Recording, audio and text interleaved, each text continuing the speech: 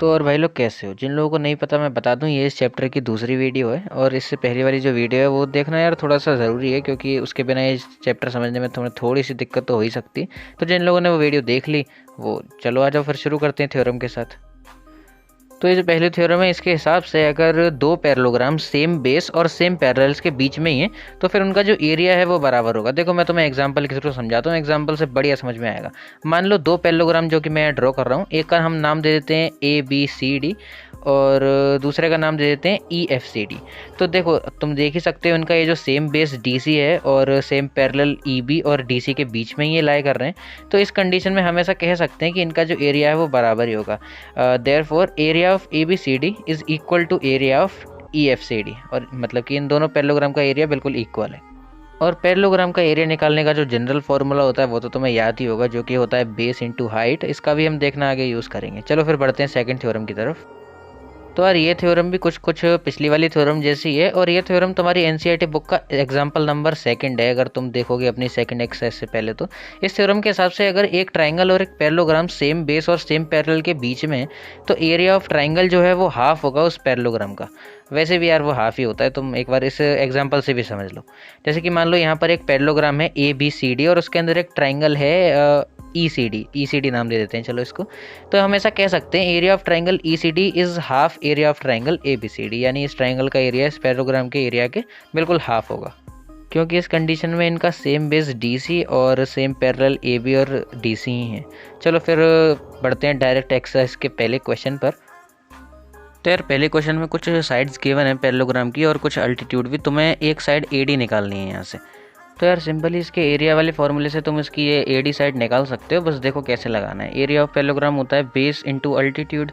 अगर तुम इस DC को बेस मान लो तो फिर AB भी इसी के इक्वल है, तो हम DC को AB तो लिख ही सकते हैं, और DC बेस के साथ जो इसका अल्टीट्यूड होगा वो होगा ये AE। तो AB इंटू A ही हो जाएगा इसका एरिया। अगर एरिया ऑफ पैरेललोग्राम दूसरे तरीके से निकालना चाहें तो फिर एक काम करते हैं, ये AB को मान लेते हैं बेस, और इस कंडीशन में ये 10 सेंटीमीटर वाला FC इसका अल्टीट्यूड हो जाएगा। और क्योंकि ये दोनों ही एरिया ऑफ पैरेललोग्राम है तो इसको फर्स्ट एंड सेकंड मानकर इक्वेट कर देते हैं आपस में। तो इसी कंडीशन में AB into AE is equal to AD into FC। और अब यार AB, AE और FC की वैल्यू तो गिवन ही है, तो AD की वैल्यू निकालनी है, वो तो हम ऐसे कैलकुलेट करके निकाल ही सकते हैं, जो कि हो जाएगी 16 इंटू 8/10। अब 16 8 होता है 128, और 10 से डिवाइड करने पर एक पॉइंट बस उसमें लग जाएगा, तो हो जाएगा 12.8 सेंटीमीटर आंसर। चलो फिर बात कर लेते हैं सेकंड क्वेश्चन की। इस क्वेश्चन में एक पैरेललोग्राम ABCD गिवन है जिनके मिड पॉइंट्स EFGH को ज्वाइन करके एक छोटा सा क्वाड्रिलेटरल इसके अंदर बनाना है, और फिर ये प्रूफ करना है कि इस पूरे ABCD पैरेललोग्राम का हाफ होगा ये जो अंदर इसके क्वाड्रिलेटरल बन रहा है इसका एरिया। इसके लिए बस एक छोटा सा कंस्ट्रक्शन करना पड़ेगा। ये HF का मतलब ये H और F जो पॉइंट है उन्हें हम ज्वाइन कर देंगे, और ऊपर की और नीचे के जो दो साइड्स हैं AB और CD इनके पैरेलल बस ऐसे प्रूफ करना होगा। उसके बाद ये क्वेश्चन तुम देखना बड़ा इजी हो जाएगा। और इसको पैरेलल प्रूफ करना यार कोई ज़्यादा मुश्किल काम नहीं है, बस देखते जाओ देखो कैसे होगा। देखो तुम्हें इसकी दो साइड्स दिख रहे होंगे बगल बगल में, एक ये AD और एक BC। ये दोनों साइड्स एक पैरेललोग्राम की साइड्स हैं तो आपस में इक्वल तो होंगी, तो फिर हाफ AD और हाफ BC भी आपस में इक्वल हो जाएंगे। और क्योंकि देखो अब एक पैरेललोग्राम की अपोजिट साइड्स हैं तो इक्वल तो सिर्फ होंगी नहीं, वो ये आपस में पैरेलल भी होंगी, इसीलिए BC पैरेलल टू AD और half AD parallel to BC। अब अगर तुम ध्यान से देखो तो यार ये AD का हाफ तो ये HD होगा, क्योंकि H मिड पॉइंट है इस साइड का, तो हम इसको हाफ AD को HD भी लिख सकते हैं या फिर DH, और हाफ BC को लिख सकते हैं FC, और आपस में ये दोनों साइड्स इक्वल के साथ साथ पैरेलल भी हो जाएंगी। और अगर तुम ध्यान से देखो तो DH और FC ये जो साइड्स हैं ये नीचे वाले पैरेललोग्राम HFCD की साइड्स हैं।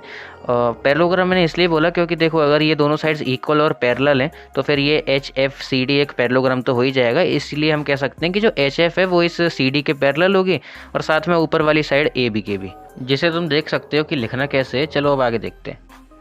तो ध्यान से देखने पर पता चलता है कि ऊपर वाला ये जो EFH ट्राइंगल है ये ABFH पैरेललोग्राम के अंदर ही बन रहा है, और ये ट्राइंगल और पैरेललोग्राम सेम बेस HF और सेम पैरेलल AB और HF के बीच में लाई कर रहे हैं। तो वो थ्योरम तो तुम्हें याद ही होगी, अगर एक पैरेललोग्राम के अंदर एक ट्राइंगल बनता है जिसका सेम बेस और सेमी पैरेलल्स हैं तो फिर इसका जो एरिया होता है वो इस पैरेललोग्राम के हाफ हो जाता है। तो उसे देखो हम कुछ इस तरह से लिख सकते हैं कि area of triangle EFH is equal to half area of parallelogram ABFH, जिसको मैंने गलती से ABHF लिख दिया यहाँ पर तुम टेंशन मत लो, वो ABFH ही है। सिमिलरली यही रूल एप्लीकेबल है ये नीचे वाले पैरेललोग्राम HFCD के लिए भी। इसके अंदर ये जो ट्राइंगल बन रहा है HGF, इसका जो एरिया है वो हाफ हो जाएगा इस पूरे पैरेललोग्राम HFCD के, क्योंकि यार इसमें देख सकते हो तुम सेम बेस है इसका HF ऊपर वाली साइड में और सेम पैरेलल CD और HF के बीच में ये लाई कर रहे हैं। अब इन दोनों इक्वेशन को फर्स्ट और सेकंड मानकर सिर्फ ऐड कर देना है और फिर देखो तुम्हारा आंसर इजीली आ जाता है इसके बाद। तो दोनों इक्वेशन की लेफ्ट हैंड साइड और राइट हैंड साइड को प्लस करेंगे। लेफ्ट हैंड साइड में यार तुम्हें दो ट्राइंगल दिख रहे होंगे EFH और HGF। इन दोनों को ऐड करने पर ये जो अंदर वाला क्वाड्रिलेटरल है EFGH ये पूरा फॉर्म हो जाता है। और ये जो दो पैरेललोग्राम है ABHF और HFCD, इन दोनों को प्लस करके पूरा का पूरा जो पैरेललोग्राम है ABCD बड़ा वाला ये पूरा फॉर्म हो जाता है। तो उसको हम इसके सामने लिख ही सकते हैं। और बस यही चीज़ तो हमें प्रूव कर दी थी। चलो फिर बढ़ते हैं थर्ड क्वेश्चन की तरफ। इसमें एक पैरेललोग्राम है ABCD जिस पर Q और P दो पॉइंट्स हैं इसकी अलग अलग साइड्स पर। तो इन दोनों पॉइंट से दो ट्राइंगल बन रहे हैं अलग अलग, और इन दोनों ट्राइंगल्स का जो एरिया है वो इक्वल होगा, ये चीज़ तो हमें प्रूव करनी है। तो देखो मैं बताता हूँ कैसे। अब इतना वीडियो देखने के बाद हमारे ये तो समझ आएगा होगा कि कोई भी ट्राइंगल अगर किसी पैरेललोग्राम के अंदर बन रहा है तो उसका एरिया उस पूरे पैरेललोग्राम के हाफ हो जाता है, क्योंकि वो सेम बेस और सेम पैरेलल्स के बीच में लाई कर रहे हैं। तो हम ऐसा लिख सकते हैं area of triangle APB is half of area of parallelogram ABCD। इसी तरह से ये जो दूसरा वाला ट्राइंगल है ट्राइंगल BQC, जिसको गलती से मैंने AQC लिख दिया, उस पर तुम ध्यान मत दो, वो BQC है, उसका भी ये जो एरिया ये पूरे पैरेललोग्राम के हाफ हो जाएगा।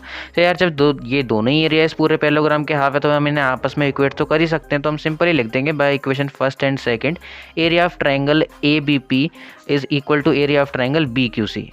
और यही हमें इस क्वेश्चन में प्रूव करना था कि इन दोनों ट्राइंगल्स का एरिया जो है वो इक्वल ही होगा आपस में।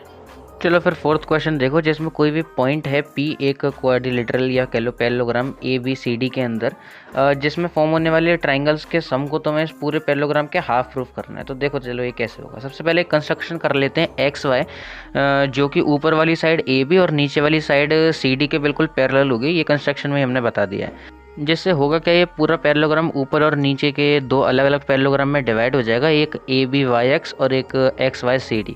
फिर यार उसके बाद तो वही नॉर्मल सा रूल जो हम हर बार ही लगाते हैं।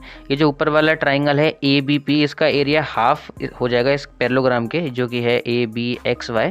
और सिमिलरली नीचे वाले क्वाड्रिलेटरल में भी या कह लो पैरेललोग्राम में भी जो ट्राइंगल है PCD, उसका एरिया हाफ हो जाएगा XYCD के। यार रीज़न तो यार मैं हर बार ही लिख देता हूँ, तो इस बार मैंने नहीं लिखा क्योंकि मतलब तुम समझ ही गए, मेरे को पता है, पर तुम्हें एग्जाम में ज़रूर लिखना है वरना फालतू के मार्क्स कट जाएंगे।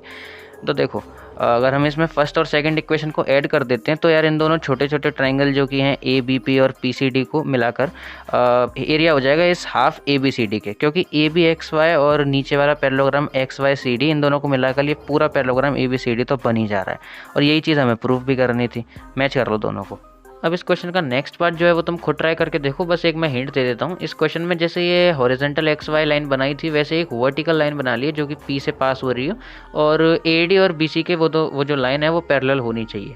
उसके बाद इन दोनों ट्राइंगल को हम पूरे पैरेललोग्राम के हाफ प्रूफ कर देंगे, और ऊपर और नीचे वाले इन ट्राइंगल्स को तो हम वैसे ही हाफ प्रूफ कर चुके हैं, तो ये दोनों आपस में इक्वल हो जाएंगे। बस यही तुम्हें करना है, आप खुद से ट्राई करके देखो। वैसे तो मैं सोच रहा था आगे के इन दोनों क्वेश्चंस को तो मैं होमवर्क में ही दे दूं, लेकिन सिक्स्थ वाले क्वेश्चन का क्या है कि फिगर नहीं दे रखा, तो चलो उसको मैं ही सॉल्व कर देता हूं। और फिफ्थ वाला तुम खुद से ट्राई करके देखो यार, काफ़ी ईजी है, इन्हीं कंसेप्ट से वो भी सॉल्व हो जाएगा। तो इस क्वेश्चन में बोला गया है कि एक फार्मर है जिसके पास एक फील्ड है जो कि पैरेललोग्राम के शेप में है, जिसको नाम दे देते हैं PQRS। और RS वाली साइड पर एक पॉइंट है A जिसको P और Q से ज्वाइन कर दिया है। तो फिर ये बताओ कि ये जो फिगर है ये कितने पार्ट्स में डिवाइड हुआ है और उन पार्ट्स का शेप कैसा है।